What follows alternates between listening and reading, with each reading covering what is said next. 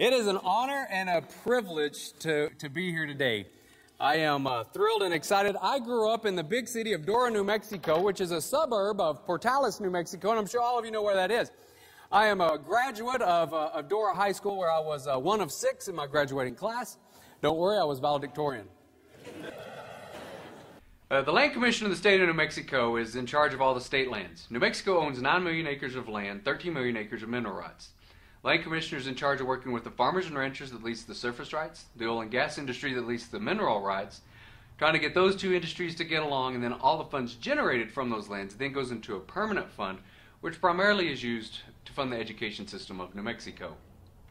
My family has been farming and ranching for 8 generations.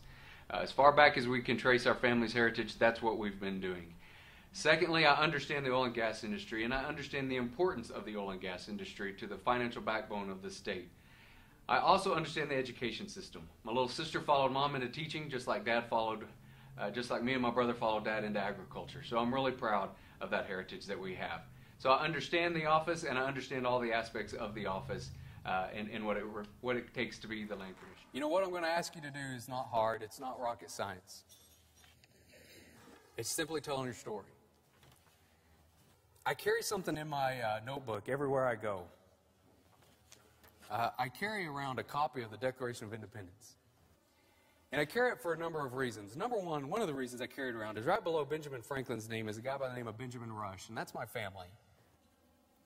And I'm pretty proud of that. And it's a good reminder of me of the way I should treat our country, okay? And so that's one of the reasons I carry this around. The other reason I carry this with me everywhere I go, every conference I go to, every speech I give, to whatever kind of group, I carry this around because it reminds me that a group of people are willing to stand up and say, I'll do what it takes. The reason I got this race is because it's personal. 2 years ago, I ran for state representative, and we did really, really well, especially for the year. I was planning on running for state representative again. However, there was a group of businessmen out of the eastern side of the state that approached me and said, we need a land commissioner candidate. I said, I'll try to help you find one. They laughed and said, no, you don't understand. We want you to do it. So after 6,000 miles of driving around the state to see if it's something that could be done, a lot of thought and a lot of prayer went into it, I decided that this is where I needed to be and that this was a personal thing and a great fit for me. And so that's why we got into this race. Thank you so much for doing what you do. Thank you so much for standing for our industry, and thank you so much for helping us get out there and tell our story. Thank you, and God bless you all.